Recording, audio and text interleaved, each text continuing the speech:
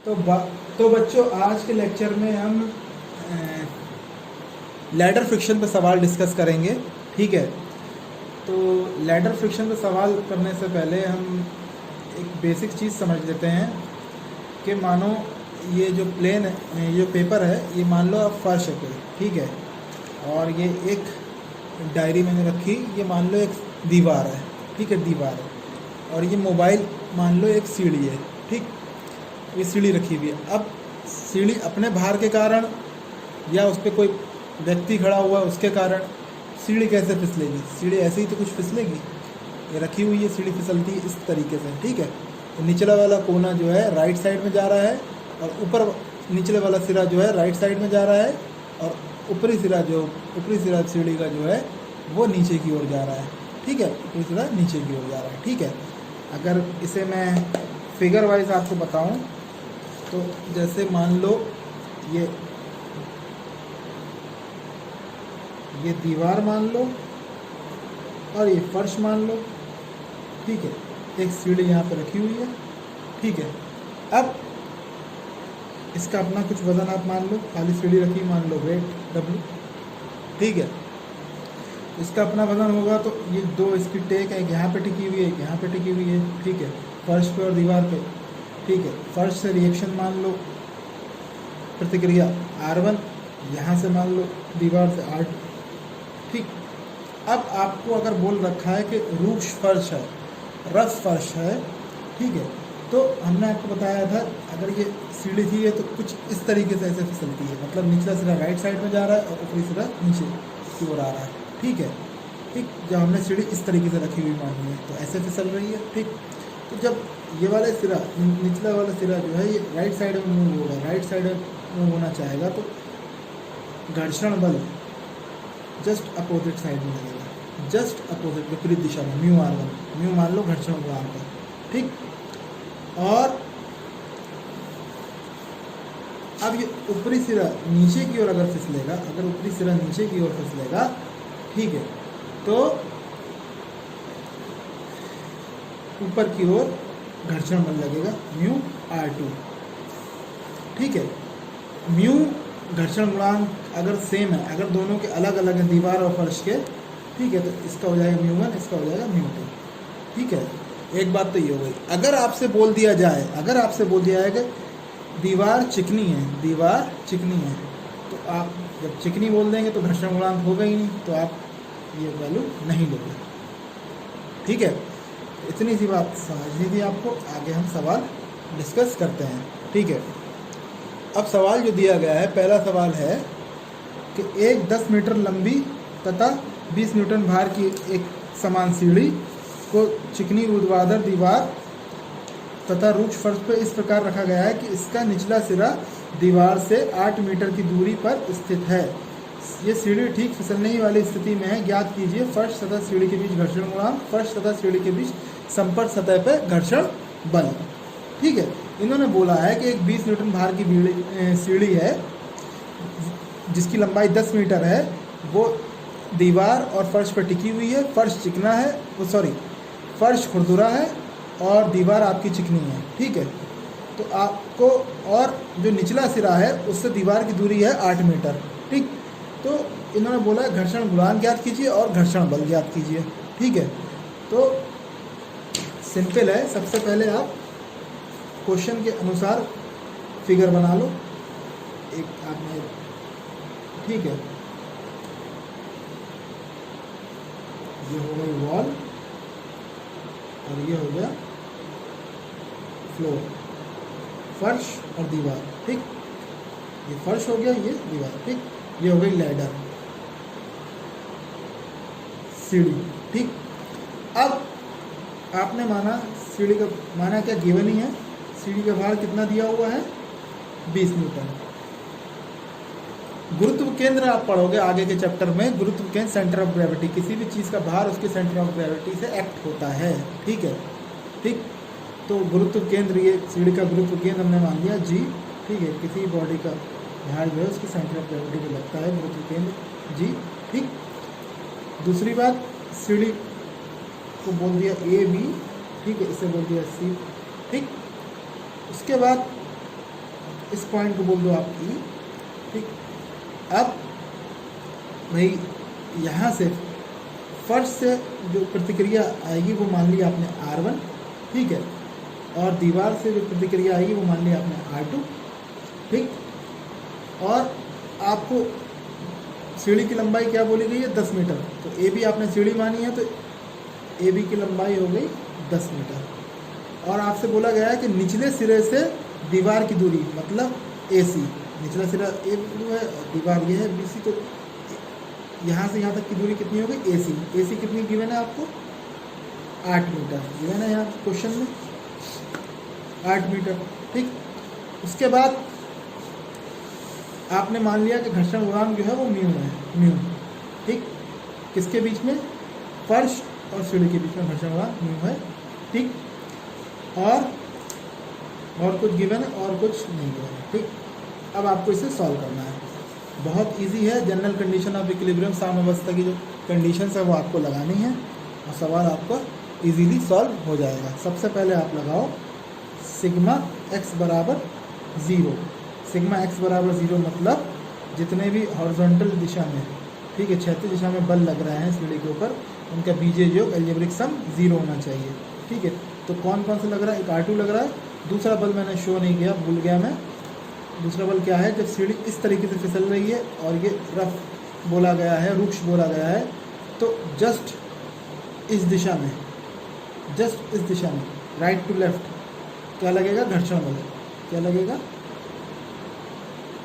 Mu R1। भाई निचला सिरा दाहिने ओर तो जा रहा है, तो दाहिने से बाहिनी ओर आपको लगेगा फ्रिक्शन फोर्स सीढ़ी पर। भाई जो रिलेटिव मोशन होता है, सापेक्ष गति होती है, उसी का तो विरोध करता है फ्रिक्शन, ठीक। तो अब आप देख सकते हो सिग्मा x बराबर 0 जब आप निकालोगे तो एक लग रहा है R2 बल और एक लग रहा है म्यू R1। आप लिख सकते हो R2 माइनस म्यू R1 बराबर 0, ठीक। या डायरेक्ट भी लिख सकते थे R2 बराबर म्यू R1, मतलब पहली इक्वेशन, मतलब दाईं तरफ जो बल जा रहा है, बाईं तरफ जो बल जा रहा है वो बराबर होते हैं, ठीक है। या दाई जाने वाले माइनस बाई बराबर 0, ठीक है। किसी में भी प्लस माइनस कर सकते हो, आपके ऊपर, एक दिशा को प्लस लोगे दूसरी दिशा को माइनस, ऐसा आप पहले भी कर चुके हो। उसके बाद आप लगाओ सिग्मा y बराबर 0 और वर्टिकल फोर्सेस ऊर्ध्वाधर दिशा में कौन कौन सी लग रही है, एक लग रही है 20 न्यूटन और एक लग रही है R1, ठीक है। तो आप लिख सकते हो R1 माइनस 20 बराबर 0 या R1 बराबर 20, ठीक। उसके बाद आप तीसरी कंडीशन क्या होती है, तीसरी कंडीशन होती है सिग्मा m बराबर 0। मोमेंट, जितने भी इस पिंड पर मोमेंट लग रहे हैं बलों के कारण, विभिन्न बलों के कारण जितने भी मोमेंट लग रहे हैं उनका बीजीय योग 0 होना चाहिए, मतलब anti clockwise moment plus clockwise moment बराबर 0 होना चाहिए, ठीक है, ठीक। या एंटी क्लॉकवाइज माइनस क्लॉकवाइज बराबर 0 होना चाहिए, या कह सकते हो एंटी क्लॉकवाइज मोमेंट बराबर क्लॉकवाइज मोमेंट होना चाहिए, ठीक है। आप मोमेंट ले लो, अब 2 टेक हैं, एक टेक ए है एक टेक बी है, किसी एक टेक के अबाउट मोमेंट लेते हो। सवाल सॉल्व करने की एक ट्रिक होती है कि अगर जिस टेक पे ज़्यादा बल लग रहे हैं उसके अबाउट अगर आप मोमेंट ले लोगे, उसके सापेक्ष मोमेंट ले लोगे तो सवाल इजीली सॉल्व हो जाता है, ठीक है। और नंबर ऑफ अननोन भी कम होते हैं, ठीक। तो ए टेक के अबाउट अगर आप ए टेक पे देखो म्यू R1 लग रहा है और बी टेक पे सिर्फ R2 लग रहा है। यहाँ पे म्यू R2 इसलिए नहीं लग रहा है क्योंकि ये चिकनी बोला गया है, ठीक है, ठीक। तो आप ए के अबाउट मोमेंट लेते हो अगर सिग्मा MA बराबर 0, ठीक है। अब आप देखो ये सीढ़ी मान लो पेन को, इस टाइम ये ए है, यहाँ से पेन को पकड़ लो, अब इस पर आप R2 बल लगाओ ऐसे करके। अब R2 बल लगाओगे तो पेन जो है ए के अबाउट क्लॉकवाइज घूमना चाहेगा, ठीक है। ऐसे ही आप W बल लगाओ इसके ऊपर ऐसे करके, W ऊपर से, तो ये पेन जो है एंटी क्लॉकवाइज घूम रहा है, ठीक। तो W की वजह से सीढ़ी, W क्या, वेट, भार की वजह से, 20 न्यूटन की वजह से सीढ़ी है वो एंटी क्लॉकवाइज घूम रही है, R2 की वजह से क्लॉकवाइज, और R1 म्यू R1 की वजह से कोई फर्क नहीं आया क्योंकि वो ए बिंदु पर ही लग रहा है, उनकी क्रिया रेखा ए बिंदु पर है, कोई उनकी लंबवत दूरी नहीं है, इसलिए उसकी वजह से मोमेंट 0 होगा ए पे। तो अब एंटी क्लॉकवाइज मोमेंट किसकी वजह से आ रहा है, 20 की वजह से। तो एंटी क्लॉकवाइज मोमेंट क्या होगा, 20 into A minus R2 into B C बराबर 0। ठीक है, 20 इंटू ए कैसे हुआ, 20 ये बल है, बल की लंबवत दूरी ए बिंदु से कितनी है ए, ये 20 का बल है, बल की लंबवत दूरी है ए, तो 20 इंटू ए। क्लॉक एंटी क्लॉकवाइज को मैंने पॉजिटिव ले लिया, क्लॉकवाइज को नेगेटिव ले लिया। आप उल्टा भी कर सकते हो या डायरेक्ट भी लिख सकते हो, एंटी क्लॉकवाइज बराबर क्लॉकवाइज। और R2 की लंबवत दूरी कितनी है, R2 की ए बिंदु से लंबवत दूरी कितनी है BC। ठीक, R2 इंटू BC। ठीक, अब AE और BC, ठीक, AE और BC आप निकाल लो।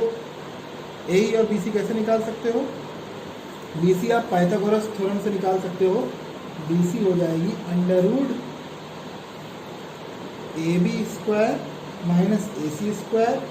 AB आपको पता है 10 है, और AC कितनी है, AC कितनी बताई गई है 8। ठीक है, तो BC आ जाएगी आपकी 6 मीटर। ठीक है, अब आप देख लो ट्राइंगल ACB और ट्राइंगल AEB। ठीक है, ये दोनों देखो तो सिमिलर ट्राइंगल है, ये दोनों सिमिलर ट्राइंगल हैं। ठीक, तो आप सिमिलर ट्राइंगल का रूल लगा दो इसमें कि AE अपॉन AC बराबर AG अपॉन AB। छोटे वाले ट्राइंगल की बेस अपॉन बड़े वाले ट्राइंगल की बेस बराबर छोटे वाले ट्राइंगल की हाइपोटेनस और बड़े वाले ट्राइंगल की हाइपोटेनस। ठीक है, तो AE कितनी है, आपको AE निकालनी है। AC आपको पता है कितनी है, AC है 8। अब AG कितनी होगी, लैडर है, लैडर का हम सेंटर ऑफ ग्रेविटी सेंटर में मानते हैं। ठीक है, सेंटर में मानते हैं, सेंटर पर लाई करती है। ठीक है, तो अगर ये सेंटर है, पॉइंट है इसका, तो ये पूरी AB कितनी थी 10 मीटर, तो AG कितनी हो जाएगी 5 मीटर। ठीक, AG 5 हो गई और AB कितनी थी 10, तो AE आपकी आ गई 4 मीटर। ठीक, दोनों वैल्यू ये पता हो गई हमें। उसके बाद आप फिर से इक्वेशन में आ जाओ अपनी, तो 20 into AE 4 minus R2 into BC कितनी निकाली थी 6 बराबर 0। AE 4 BC 6। ठीक, तो यहाँ से R2 आपकी आ जाएगी 80/6, मतलब R2 बराबर 40/3। ठीक, ये वैल्यू हो गई। उसके बाद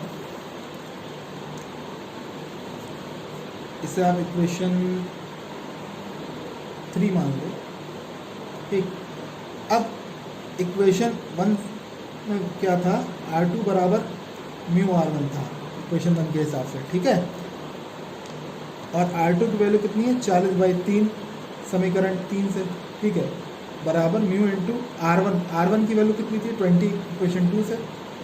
ठीक, R1 की वैल्यू इक्वेशन 2 से आ गई, R2 की वैल्यू इक्वेशन 1 से आई म्यू R1, और R2 की वैल्यू यहाँ निकाल भी चुके हैं, वो 40/3।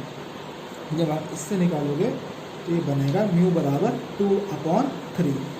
ठीक, घर्षण गुणांक आ गया आपका। ठीक, और घर्षण बल कितना है, घर्षण बल तो हमें पता है म्यू R1 लग रहा है, तो घर्षण बल बराबर म्यू R1, जिसकी वैल्यू आप निकाल चुके हो। म्यू R1 बराबर R2 था, तो R2 की वैल्यू कितनी थी 40/3 बराबर 40/3 मीटर। ठीक है, या आप म्यू और R1 की वैल्यू भी रखते थे तो भी यही आती। ठीक, यहाँ से डायरेक्ट देख लो, अगर R2 बराबर म्यू R1 था तो म्यू R1 की वैल्यू आ गई 40/3, क्योंकि R2 की वैल्यू 40/3 थी। ठीक है, इस तरीके से सवाल सॉल्व हो जाएगा। ठीक, तो अभी एक दूसरा क्वेश्चन है, इसमें क्या दिया हुआ है, एक 6 मीटर लंबी एक समान सीढ़ी का भार 650 न्यूटन है तथा एक क्षैतिज तल और ऊर्ध्वाधर दीवार के संपर्क में है। यदि दोनों समतलों के बीच घर्षण गुणांक 0.3 हो तो सीढ़ी को बिना फिसलाए उसका निचला सिरा दीवार से कितनी अधिकतम दूरी पर रखा जा सकता है। इन्होंने बोला है कि एक सीढ़ी है जो दीवार और फर्श पर टिकी हुई है, उस सीढ़ी की लंबाई 6 मीटर है, 650 न्यूटन उसका भार है, ठीक है। और इस टाइम जो इसने बताया है, ये बताया कि फर्श और दीवार दोनों ही खुरदुरे हैं क्योंकि घर्षण गुणांक दे रखा है उनके बीच में, ठीक है, 0.3, ठीक है, रफ है, ठीक। तो बगैर फिसलाए, सीढ़ी फिसले ना, हम कितनी दूर तक सीढ़ी का निचला सिरा दीवार से टेक सकते हैं, ठीक है। तो इनके हिसाब से पहले हम फिगर बना लें।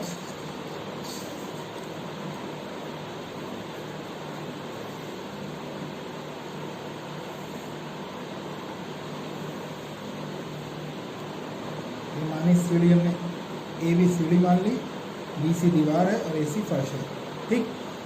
ए बी सीढ़ी, बी सी दीवार, ए सी फर्श, ठीक। अब इसका भार कितना बताया है, सेंटर पर मानकर गुरुत्व केंद्र कितना, 650 मीटर, ठीक है। हमने फर्श से प्रतिक्रिया मानी R1 और दीवार से मानी R2, ठीक।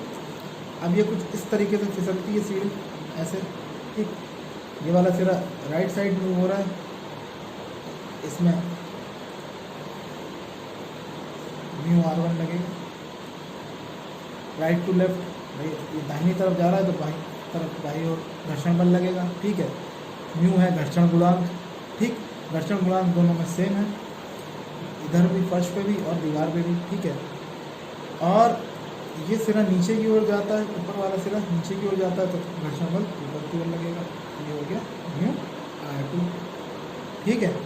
उसके बाद इस पॉइंट को भी मान लो ई, और कुछ भी मान लो, काम आएगा आगे, ठीक है। अब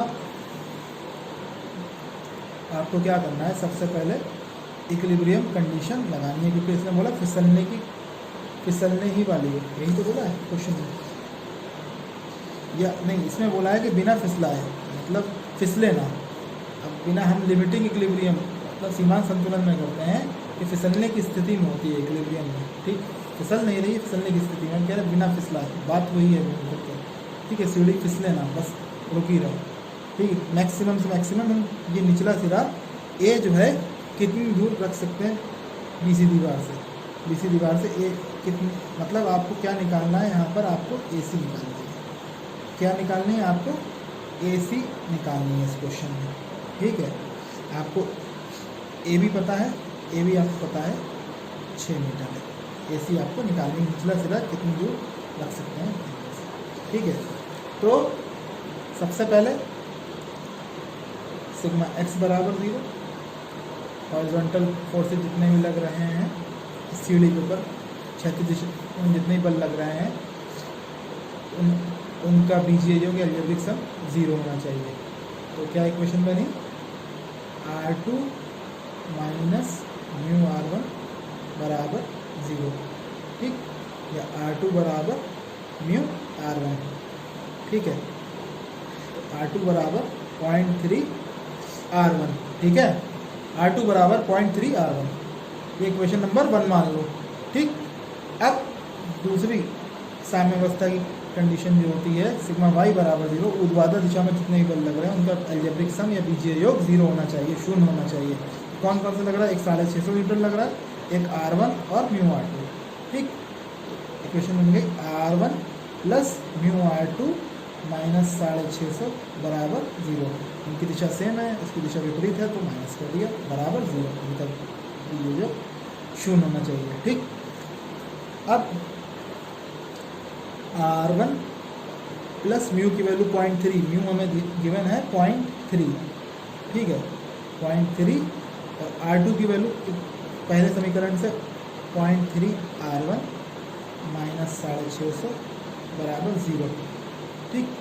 तो R1 बराबर हो गई 650 अपॉन 1.09 बराबर 596.33 न्यूटन वैल्यू आएगी आपकी, ठीक है। इसे आप कैलकुलेट करोगे, इसके आसपास वैल्यू आएगी। उसके बाद R1 आ गई, ठीक, सिग्मा y बराबर 0 हो गया। अब मोमेंट निकालो। ठीक, किसी भी एक टेक के अबाउट मोमेंट ले लो आप। ठीक है, तो ठीक है, R1 आ गया है। अब R1 आने के बाद मुझे तीसरी इक्वेशन लगानी है, मोमेंट सिग्मा मोमेंट बराबर 0, सिग्मा m बराबर 0। ठीक है, तो मैं मोमेंट अबाउट P निकाल रहा हूँ, मोमेंट अबाउट P बराबर 0। किसी A और B दो टेक हैं, तो किसी भी एक टेक के अबाउट आप मोमेंट ले लो। ठीक है, मैंने B के अबाउट लिया है। ठीक है, अब B से आप पेन को ऐसे पकड़ लो। ठीक है, इसे ए से मान लो, इसे भी। अब इसे R1 जो है कैसे घुमाएगा, R1 ऐसे लग रहा है, इस पेन को एंटी क्लॉकवाइज घुमाएगा। ठीक है, एंटी क्लॉकवाइज घुमाना चाहेगा। ठीक, ऐसे ही म्यू R1 ऐसे लग रहा है। ठीक है, म्यू R1 ऐसे लग रहा है, देखो म्यू R1 लग रहा है ना ऐसे। देखो, तो ये इसे पेन को कैसे घुमा रहा है, क्लॉकवाइज। म्यू R1 की वजह से क्लॉकवाइज घूमेगा। ठीक है, और फिर यहाँ से इसे पेन को पकड़ लो, बी के अबाउट ले रहा है ना, ऊपर से वेट लगाओ, ऐसे करके वेट लगाओ, ऐसे ऐसे करके वेट लगा रहा हो, ऊपर से ऐसे करके वेट लगा रहा हो। तो ये कैसे घुमा रहा है, इसे क्लॉकवाइज। ठीक है, डब्ल्यू इसे जो है 650 न्यूटन कैसे घुमाएगा, क्लॉकवाइज। ठीक है, ठीक, और R2 और म्यू R2 का कोई इफेक्ट नहीं रहेगा, क्योंकि वो बी, उनका लाइन ऑफ एक्शन बी पर ही है। ठीक, तो अब मोमेंट अबाउट बी की इक्वेशन निकाल लो, anti clockwise moment minus clockwise moment. R1 anti clockwise है, R1 into A C minus 650 into 650 into C E minus mu R1 into D C बराबर 0। ठीक है, अब R1 कि बी बिंदु से कितनी दूरी है, लंबवत दूरी AC है। बी बिंदु से R1 की दूरी कितनी है, AC है। ठीक है, और म्यू R1 की बी बिंदु से लंबवत दूरी की, म्यू R1 ऐसे लगी है, लंबवत दूरी कितनी है म्यू R1 की, BC। ठीक है, म्यू R1 की BC है दूरी। ठीक, और 650 की 650 जो है, इसकी दूरी कितनी है लंबवत बी पॉइंट से, वो है CE। ठीक, अब R1 की वैल्यू कितनी निकाली थी आप, 596.33 इंटू AC माइनस 650। अब CE निकालना होगा आपको।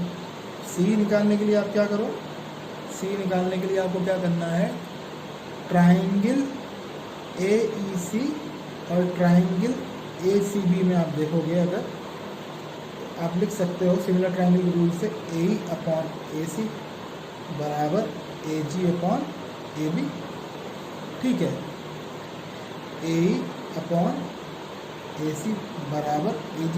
जी पॉइंट सेंटर पे होता है, सेंटर ऑफ ग्रेविटी सीढ़ी की मानते हैं। ठीक है, तो सीढ़ी कितने की थी, 6 मीटर की थी, तो जी पॉइंट 3 मीटर पे हो जाएगा, तो AG आपकी होगी 3 मीटर और AB हो गई 6। ठीक है, तो AE बराबर हो गया AC बाई 2। AE बराबर हो गया AC बाई 2। ठीक, अब यहाँ पे आप लिख सकते हो AC बाई 2 सी की जगह माइनस म्यू R1। ठीक है, म्यू R1 क्या हो जाएगा, 0.3 इंटू 596.33। ठीक है, इंटू BC बराबर 0। ठीक है ना, अब इसे आप सॉल्व करो। अगर आप सॉल्व करोगे तो इक्वेशन बनेगी ये 270.33 AC माइनस 178.9 BC बराबर 0। ठीक है, और यहाँ से आपकी वैल्यू आएगी BC बराबर 1.52 AC।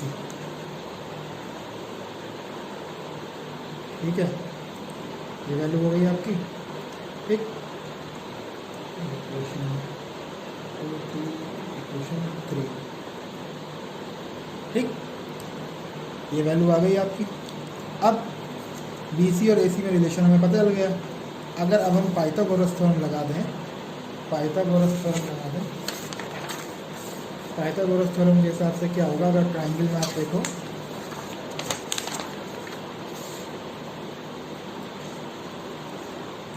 पाइथागोरस थ्योरम के हिसाब से होगा AC स्क्वायर बराबर AB square minus BC square. AC square कितना होगा, hypotenuse square minus BC square. ठीक है, तो AC स्क्वायर बराबर 6 का स्क्वायर, AB की 6 मीटर माइनस BC की वैल्यू आप समीकरण 3 से रखते, BC की वैल्यू कितनी थी 1.52 AC का होल स्क्वायर। ठीक है, AC स्क्वायर बराबर 36 माइनस 2.31 AC स्क्वायर। ठीक है, तो AC स्क्वायर बराबर हो जाएगा 36 अपॉन 3.31। ठीक है, AC स्क्वायर बराबर हो जाएगा 10.88, AC बराबर हो जाएगा 3.3 मीटर। ठीक है, और आपको क्या निकालना था सवाल में, आपको वैल्यू निकालनी थी AC की, निचला सिरा कितनी दूर है दीवार से, कितनी दूर आप रख सकते हो मैक्सिमम से मैक्सिमम। ठीक है, तो वो आप आ गया 3.3 मीटर। ठीक है बच्चों, आज के लेक्चर में बस इतने सवाल डिस्कस करेंगे, लेक्चर काफ़ी लंबा हो गया है। ठीक है, नेक्स्ट लेक्चर्स में हम दूसरे सवाल डिस्कस करेंगे। ठीक है, अगर लेक्चर अच्छा लगा हो तो चैनल को सब्सक्राइब कर लीजिए। ठीक है, और बेल आइकन दबा लीजिए और वीडियो को लाइक कर लीजिए। Thank you very much.